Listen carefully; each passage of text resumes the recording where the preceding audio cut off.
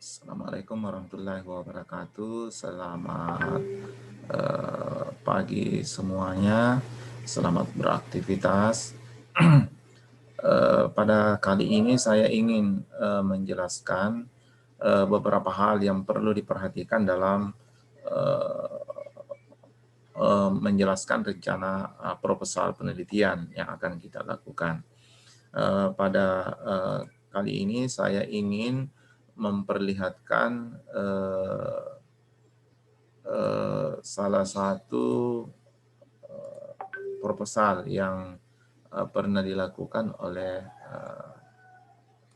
salah seorang dari mahasiswa saya, dan teman-teman sekalian, ya.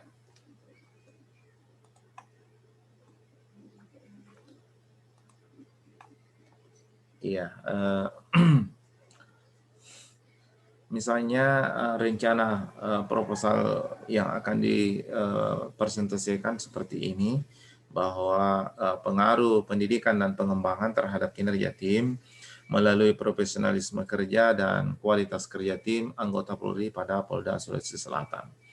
Jadi ada dua hal yang paling krusial dalam judul ini yang harus dijelaskan dengan baik di dalam latar belakang. Yang pertama adalah mengapa ingin meneliti tentang kinerja tim. Yang kedua adalah mengapa mengambil lokasi di Polda Sulawesi Selatan.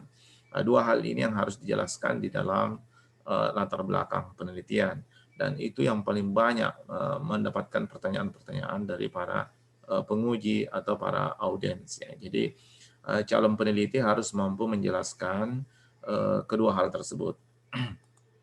Misalnya pada rencana penelitian ini ada berbagai hal yang harus dijelaskannya dalam latar belakang mengapa hal itu penting untuk diteliti. Jadi dalam mengemukakan latar belakang itu ada 3 yang bisa mendasari. Yang pertama adalah adanya fenomena Jeff, di mana apa yang terjadi di lapangan itu tidak sesuai dengan apa yang seharusnya. Yang kedua adalah adanya riset gap. Jadi di mana ada berbagai kelompok peneliti, atau setidak-tidaknya ada 2 kelompok peneliti yang berbeda menemukan tentang sesuatu hal. Maka itu bisa menjadi dasar untuk kita masuk untuk menjadi peneliti berikutnya. Karena ada ketidaksesuaian antara penelitian lain dengan peneliti lainnya. Maka kita ingin mengklirkan hal tersebut. Yang ketiga adalah theoretical gap. Untuk level S2 seharusnya kita berangkat dari riset gap. Jadi misalnya dalam rencana penelitian ini, maka karena menemukan celah dari riset gap misalnya, di mana ada kelompok peneliti yang menunjukkan bahwa pendidikan pengembangan itu berpengaruh positif signifikan terhadap kinerja tim. Sementara kelompok lain menemukan bahwa pendidikan pengembangan itu pengaruhnya sangat kecil terhadap kinerja tim, atau berpengaruh positif tapi tidak signifikan. Atau peneliti lain kadang-kadang mengatakan tidak berpengaruh terhadap kinerja tim. Jadi 2 kelompok ini yang kita temukan dari hasil-hasil penelitiannya orang lain sebelumnya, maka kita bisa masuk dari celah itu. Itulah yang menjadi landasan sehingga saya ingin meneliti hal yang sama, dengan ingin membuktikan yang mana dari kedua kelompok ini yang bisa memperlihatkan hal yang sejalan dengan hasil yang saya akan temukan.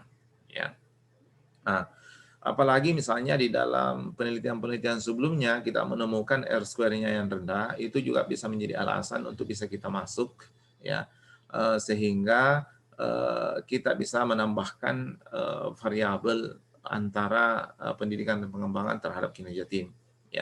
Karena diduga bahwa ada sebuah proses yang terjadi sebelum kinerja tim itu terjadi.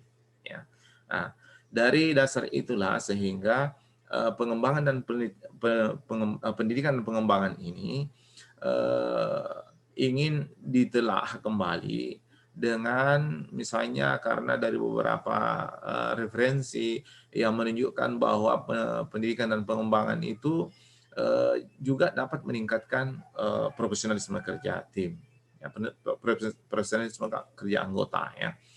Di lain sisi, pendidikan dan pengembangan juga dapat meningkatkan teamwork quality, kualitas dari kerja saat bersama, ya, kerja tim. Ya.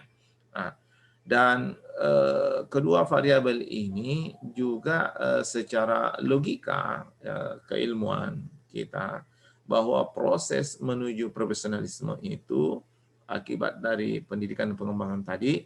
Kemudian selanjutnya apabila dia profesionalisme dalam bekerja, maka dia akan bisa bekerja secara tim, maka kinerja tim akan meningkat.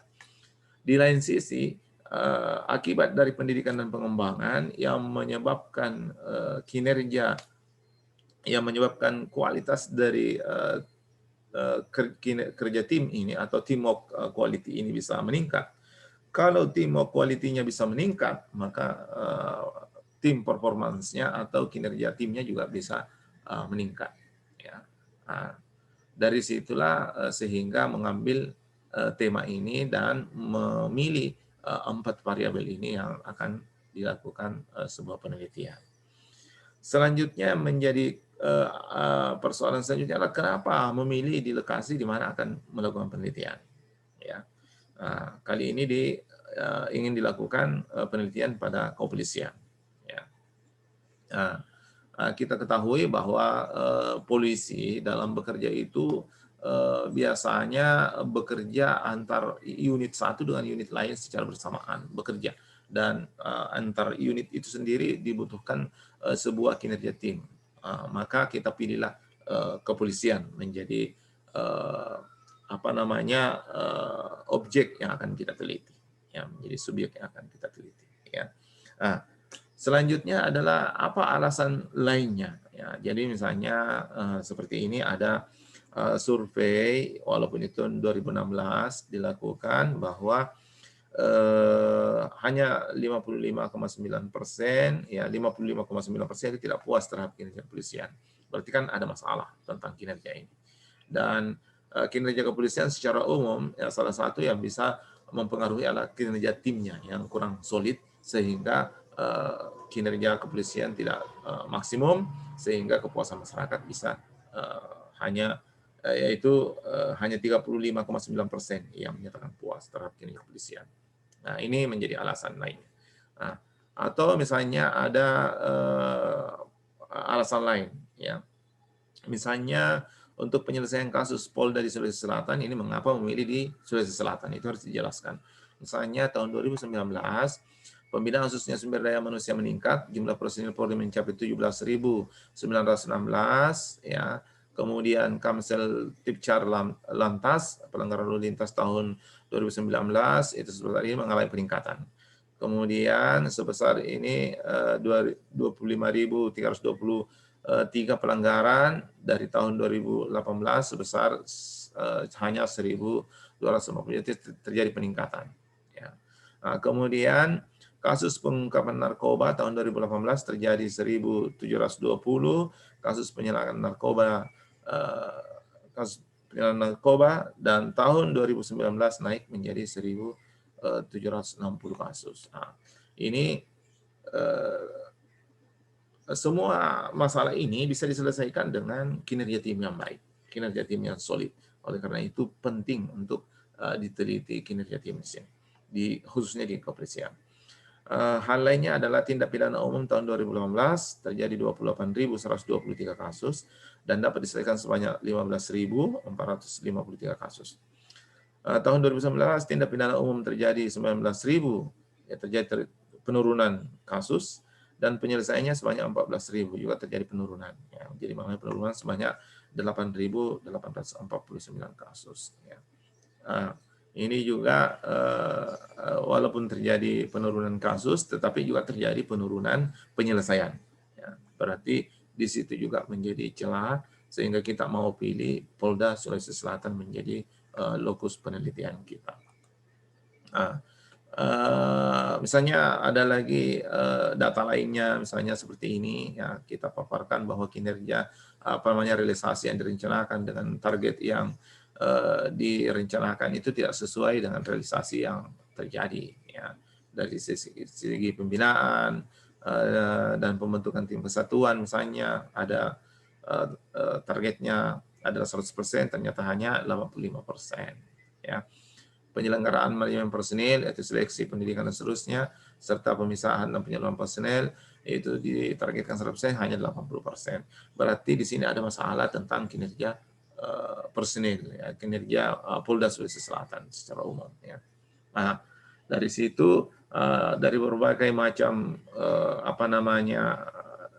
fakta-fakta ini menjadi alasan kuat sehingga kita mengambil Polda Sulawesi Selatan sebagai lokasi atau lokus dalam penelitian ini.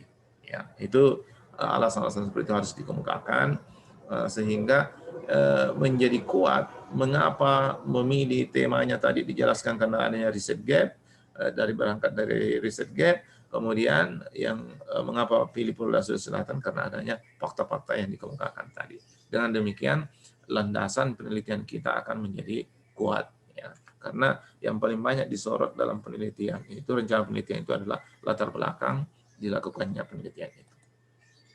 Selanjutnya dari fakta-fakta atau alasan-alasan tadi, kemudian ada masalah tentang kinerja tim di Polda Sulawesi Selatan, sehingga dibuatlah sebuah masalah penelitian. Ya. Masalah penelitiannya untuk rencana penelitian yang dilakukan oleh mahasiswa ini adalah seberapa besar pengaruh pendidikan dan pengembangan terhadap kinerja tim melalui profesionalisme kerja dan kualitas kerja tim anggota Polri pada Polda Sulawesi Selatan. Tapi sebenarnya ini bisa dipersingkat menjadi misalnya, ya, bagaimana cara meningkatkan kinerja tim anggota Polri pada Polda Sulawesi Selatan. Itu paling bagus, ya, rencana rumus masalahnya. Jadi bagaimana cara meningkatkan kinerja tim anggota Polri pada Polda Sulawesi Selatan.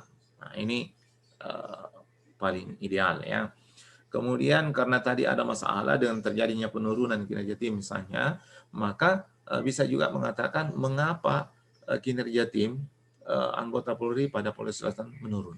Nah, itu juga bisa menjadi masalah penelitian. Ya. Jadi rumusan masalahnya rumusan masalahnya ada terjadi masalah tentang kinerja tim, dan masalah penelitiannya adalah seperti yang ada di sini, yaitu seberapa besar pendidikan dan pengembangan terhadap kinerja tim melalui profesionalisme kerja dan kualitas kerja tim anggota Polri pada Polda Sulawesi Selatan.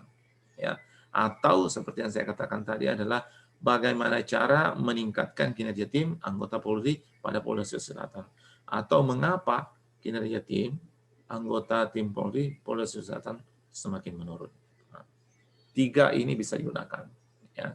Tapi yang paling baik adalah yang kedua dan ketiga tadi. Selanjutnya, untuk membantu kita dalam menjawab pertanyaan masalah penelitian tadi, ya, maka dibutuhkan pertanyaan penelitian. Ya.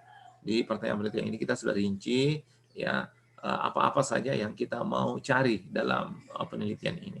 Maka pada rencana penelitian ini ada 7 jawaban yang dicari dalam rangka untuk menjawab tadi masalah penelitian. Ya.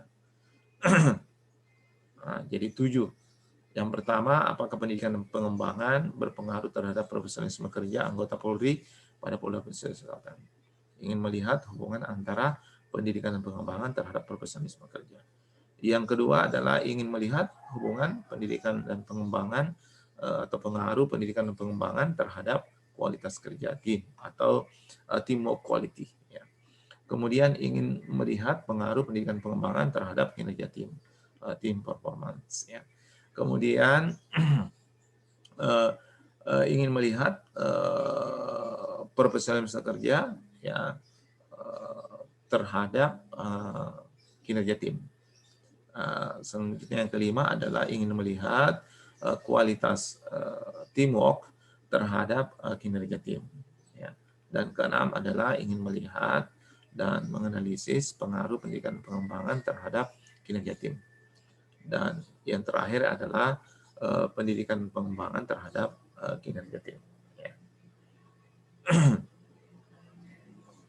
Nah, ini nomor 6 dengan nomor 7 ini ada. Jadi apakah pendidikan pengembangan berpengaruh terhadap kinerja tim melalui kualitas, kualitas dari teamwork anggota Polri. Kalau yang di sini adalah melalui profesionalisme kerja. Jadi ada 7 pertanyaan penelitian yang harus dijawab dalam penelitian ini dalam rangka untuk mendapatkan jawaban dari masalah penelitian yang kita ajukan. Selanjutnya adalah tujuan penelitian. Tujuan penelitian yaitu sebenarnya ingin menjawab tadi pertanyaan penelitian dalam rangka untuk menjawab masalah penelitian. Ya, maka di sini untuk mengetahui dan menganalisis pengaruh pendidikan dan pengembangan terhadap kinerja tim melalui profesionalisme kerja dan kualitas kerja tim anggota Polri pada Polda Sulawesi Selatan. Nah, kalau tadi masalah penelitiannya yang kedua, maka di sini bisa dikatakan untuk misalnya mengelaborasi dan menganalisis konsep ya yang dapat meningkatkan kinerja tim anggota Polri ya, pada Polda Sulawesi Selatan. Jadi untuk mengelaborasi dan menganalisis konsep untuk meningkatkan kinerja tim ya, anggota Polri pada Polda Sulawesi Selatan. Atau kalau tadi masalah penelitian yang ketiga, maka bisa kita mengatakan untuk menganalisis ya, atau untuk mengelaborasi dan menganalisis faktor-faktor yang dapat mempengaruhi kinerja tim ya anggota Polri pada Polda Sulawesi Selatan. Ya, terserah dari kita mau pilih yang mana. Ya. Selanjutnya di dalam rencana penelitian adalah penting untuk menjelaskan apa itu pendidikan dan pengembangan, apa indikatornya, siapa saja yang pernah melakukan penelitian. Ya, begitupun juga variabel-variabel yang lainnya. Ya, jadi pendidikan pengembangan, profesionalisme kerja, apa itu profesionalisme kerja, kemudian apa indikatornya, kemudian siapa saja yang sudah pernah melakukan penelitian. Ya. Variabel berikutnya juga team quality dan team performance juga harus dijelaskan detail ya apa yang dimaksud, kemudian siapa yang pernah meneliti dan apa indikator yang akan digunakan dalam penelitian itu penting. Ya. Dari penjelasan-penjelasan itu kemudian kita tuangkan dalam bentuk kerangka konseptual penelitian. Maka kerangka konseptualnya terbentuk seperti ini. Ya. Calon peneliti menduga bahwa kinerja tim ini dapat ditingkatkan dengan adanya perbaikan terhadap profesionalisme kerja. Di lain sisi, kinerja tim juga dapat meningkat dengan adanya perbaikan terhadap teamwork quality. Jadi semakin teamwork-nya semakin berkualitas, maka kinerja tim akan semakin baik. Dan dua proses yang kita ada di dalam sini, ya karena ini kalau misalnya kita lihat dari sisi manajemen itu adalah ada output di sini, output ini terjadi karena adanya proses ya dan proses itu bisa terjadi karena adanya input ya. Jadi input utama yang diduga menjadi faktor utama yang bisa membuat semuanya bisa berubah itu adalah pendidikan dan pengembangan ya. Jadi dengan adanya pendidikan dan pengembangan diharapkan dapat meningkatkan profesionalisme kerja, kemudian profesionalisme yang kerja yang meningkat dapat meningkatkan kinerja tim. Di lain sisi, pendidikan pengembangan juga dapat meningkatkan teamwork quality, dan teamwork quality ini yang baik, ya solid, maka kinerja tim akan meningkat. Nah, dan penelitian yang lainnya juga, jalur yang lainnya adalah pendidikan pengembangan itu bisa langsung membuat kinerja tim menjadi lebih baik. Dan indikator-indikator digunakan adalah berdasarkan pada referensi yang kita kaji di dalam literatur review. Ya. Jadi misalnya adalah untuk profesionalisme misalnya berdasarkan Panji Anuraga 2014, kemudian untuk pendidikan pengembangan berdasarkan peraturan kepolisian, dan kualitas dari teamwork itu berdasarkan Hogel dan Gebunden, dan untuk kinerja tim berdasarkan Mangkunegara dan West. Nah, ini referensi utama yang digunakan dalam penelitian ini. Selanjutnya adalah dari kerangka konsep tersebut muncullah hipotesis. Ya, hipotesis ini muncul karena adanya tadi penelitian-penelitian sebelumnya, ada referensi yang kita bangun sehingga kita membuat hipotesis. Ya. Jadi hipotesis pertama itu sejalan dengan pertanyaan penelitian pertama, pendidikan dan pengembangan berpengaruh positif dan signifikan terhadap profesionalisme kerja. Dikatakan berpengaruh positif dan signifikan bahwa diduga bahwa semakin baik pendidikan dan pengembangan, ya semakin diperbaiki atau semakin meningkat, maka profesionalisme kerja juga semakin meningkat. Ini kan positif ya, searah ya. Nah, begitupun juga sebaliknya, semakin tidak bagus pendidikan pengembangan, maka profesionalisme juga akan semakin menurun. Ya, itu namanya hubungan positif ya, dan signifikan. Nah, kemudian hipotesis yang kedua, pendidikan dan pengembangan berpengaruh positif signifikan terhadap kualitas teamwork. Ya, kemudian pendidikan dan pengembangan berpengaruh positif dan signifikan terhadap kinerja tim. Profesionalisme kerja berpengaruh positif signifikan terhadap kinerja tim. Kualitas kerja tim berpengaruh positif dan signifikan terhadap kinerja tim.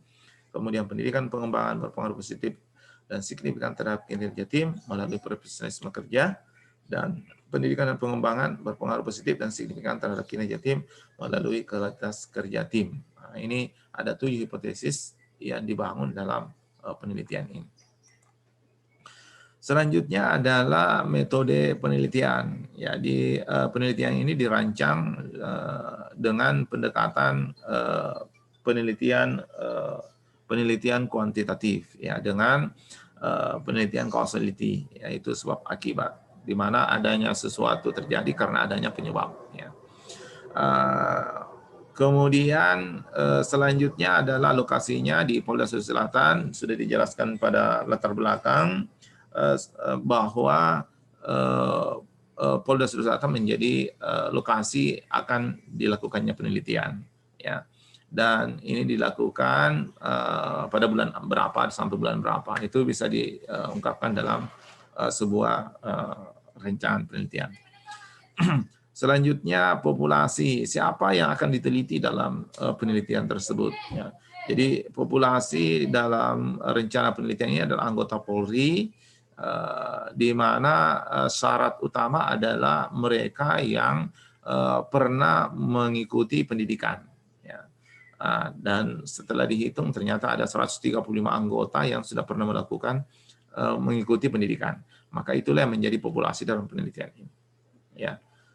Nanti kan pertanyaannya kenapa hanya itu? Ya karena hanya itu yang pernah mengikuti pendidikan, dan syarat utama untuk bisa menjadi peneliti populasi dalam penelitian ini adalah yang pernah mengikuti pendidikan, karena variabel bebas yang ingin kita teliti adalah pendidikan dan pengembangan.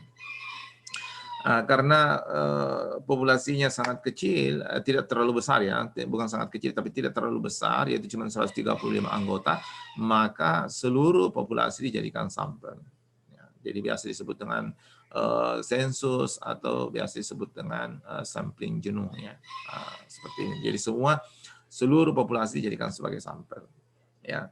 Kemudian teknik pengumpulan datanya adalah dengan menggunakan kuesioner. Kalau penelitian kuantitatif itu selalu bertumpu pada kuesioner. Nah, kemudian kuesioner ini ya misalnya hal lain yang bisa juga adalah dengan dokumentasi, dokumen-dokumen yang tersedia itu bisa dijadikan sebagai bahan untuk mengumpulkan data. Selanjutnya adalah sebelum penelitian biasanya dilakukan observasi. Ya, ini sebelumnya. Tapi pada saat penelitian yang paling utama adalah kuesioner. Ya, kalau itu adalah penelitian kuantitatif. Ya, kebetulan penelitian ini rancang adalah penelitian kuantitatif. Maka teknik pengumpulan utama adalah kuesioner. pada saat selesai pengolahan data dan dibutuhkan tindak lanjut, maka biasa kita melakukan wawancara. Ya. Tapi ini tidak terlalu banyak menggunakannya. Biasanya kalau sudah selesai di analisis data, maka dianggap sudah cukup. Ya. Kemudian untuk menjawab pertanyaan-pertanyaan tadi, maka alat analisis yang digunakan dalam penelitian ini adalah path analysis atau analisis jalur. Ya. Mengapa menggunakan path analysis? Karena di dalam rancangan penelitian ini ada variabel intervening, ada variabel antara, sehingga membentuk jalur. Ya. Di mana ada jalur langsung, yaitu pendidikan dan pengembangan terhadap kinerja tim, dan ada jalur yang tidak langsung, yaitu pendidikan pengembangan melalui profesionalisme kerja dan melalui team of quality atau kualitas kerja tim. Ya. Nah, kemudian baru berpengaruh terhadap kinerja tim. Ya. Ya, seperti itu kira-kira. Dan untuk mengolah data biasanya ada dua cara bisa digunakan, bisa menggunakan SPSS. Bagi teman-teman yang tidak artinya lebih familiar dengan menggunakan SPSS bisa menggunakan, tetapi biasanya beberapa kali running data. Ya. Tetapi kalau menggunakan SEM itu biasanya cuma satu kali running data. Jadi tergantung dari keterampilan dari teman-teman dalam mengolah data. Kalau misalnya mampu mengolah data dengan menggunakan SEM itu lebih bagus dibanding dengan menggunakan SPSS karena biasanya dilakukan secara berulang-ulang, ya, runningnya mungkin 2 atau 3 kali dibanding dengan menggunakan SEM cuma satu kali running, ya, walaupun hasilnya akan sama, ya. Paling perbedaan adalah angka di belakang koma dan itu dianggap tidak signifikan, ya. Jadi saya juga sudah pernah mencoba beda hasilnya apakah beda atau tidak, ternyata hasilnya sama, ya. Jadi itu hal-hal yang paling banyak disorot dalam proposal, ya, dan biasanya penguji akan mengklarifikasi di situ. Ya, pada metode penelitian itu biasanya populasi dan sampel, bagaimana cara menarik sampel, kemudian teknik pengumpulan data, ya, kuesioner kalau itu kuantitatif, ya, dan analisis data, teknik analisis data, ya. Nah, seperti itu, ya. Mungkin ada lagi pertanyaan, ya, data apa saja yang dibutuhkan, ya, kan dalam penelitian yang menggunakan kuesioner berarti data primer yang paling banyak, ya. Jadi data primer yaitu data yang langsung dikumpulkan pada saat penelitian melalui instrumen penelitian, ya, yaitu dengan kuesioner kalau dia kuantitatif, kalau dia kualitatif dengan wawancara, itu data primer. Tapi data sekunder adalah data yang sudah tersedia. Ya, jadi misalnya sudah ada di kepolisian, itu data-data yang tinggal kita ambil, itu adalah dalam bentuk dokumen, itu adalah data-data sekunder. Ya. Nah, seperti itu kira-kira dalam menjelaskan rencana penelitian, dan yang paling penting adalah bagaimana merespon dari pertanyaan-pertanyaan penguji, ya.